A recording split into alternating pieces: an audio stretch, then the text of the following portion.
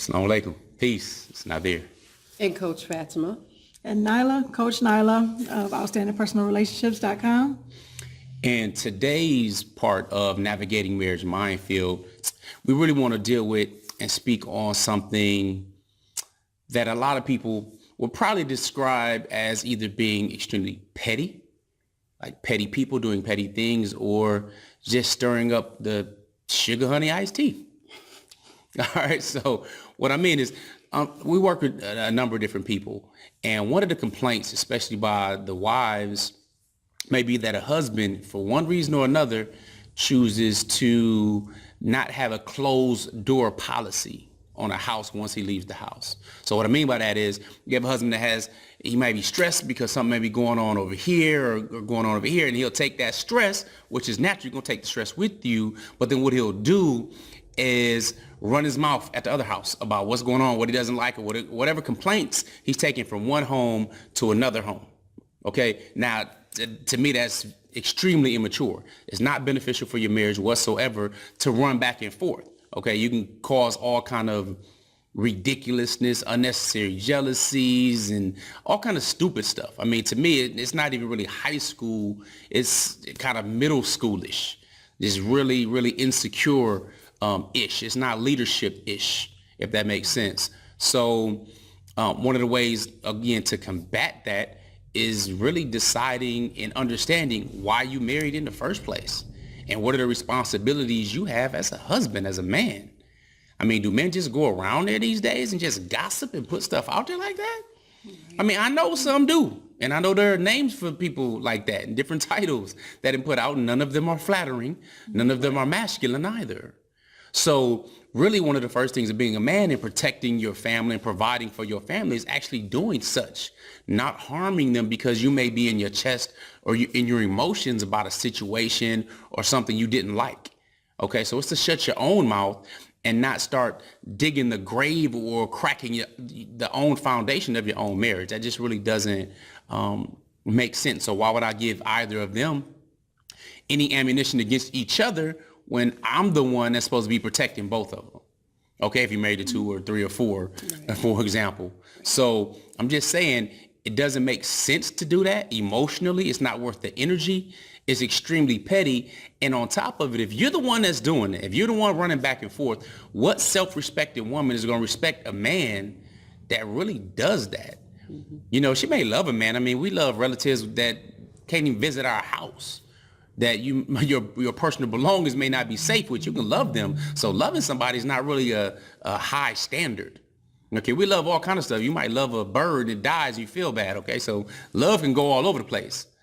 But what does that say for someone willing to follow you and support you and move in the same direction you want to go as a family if you're the one running back and forth being petty? Yeah. You know what I'm saying? Foundation. I think it breaks up the foundation of your household or your family unit. And it'll just remind me of the law of the weakest link. Right. And that being said, if your leader is your weak link, that has a lot to say about where your family is going or where your team is going. Mm-hmm. Right. And that law of the chain or the weakest link that she mentioned, that's, again, we always encourage personal development because you have to grow. And if you're not growing, you're dying. And we're doing that and our bodies are doing that all the time anyway. But we want to be on the positive, productive side of progress. But that's in one of our favorite books that we study, the 21 Irrefutable Laws of Leadership. So the law of the chain. Right, exactly. To play off what you were saying. And I think people think that if you hit someone, that's practicing violence. But I also know that you can speak violence from your tongue. So if the man is going back and forth, it's violent to plant seeds of negativity with anybody, especially spouses, and then you say you love someone. When you love someone, you must also respect them as well. It's easy to fall in love and be loving toward a thing or someone, but to stay there, respect them, practice not being violent by going back and forth is very important because it makes you feel violent. We have never had to deal with any such thing because individually, us as individuals, we would not entertain that against another person. So it's important not to just don't hit with words either and be violent. Yeah, I like what you said. I never really looked at it as being violent with words, and that it's very clear. Like you can see that clearly, and I want to feed up or piggyback off that too. If you care about somebody and love somebody and you want the best for these people, why be violent? Why do that stuff? Why create that friction? You know what? Still hurts? One of the things, not only is it a sign of weakness, but when you ask that question, it's a sign of an insecurity. There are some men that feel the need to be puffed up, and they're fighting over me, or they're in it because of me. Okay. You know what I'm saying? That's that maybe they didn't get enough hugs at home. I don't know necessarily, but there are people like that. There are men like that, and I'm reminded of an ancient African proverb that says, if you can get rid of the enemy within, you don't have to worry about the enemy without.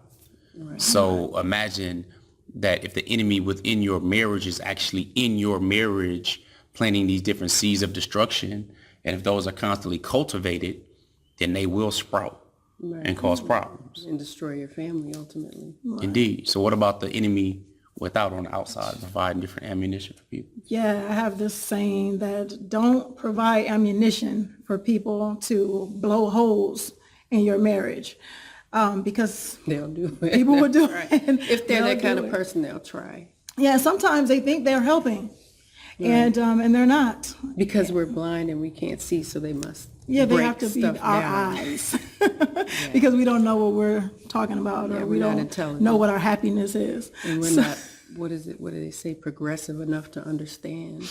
Right. So, yeah. So you don't want to do that, meaning that Coach Fatimah had a great saying. What did you say about the don't go to people who don't you talk to people about your family who love your family, and because then this backbiting, this gossip, this judgment, it's not there.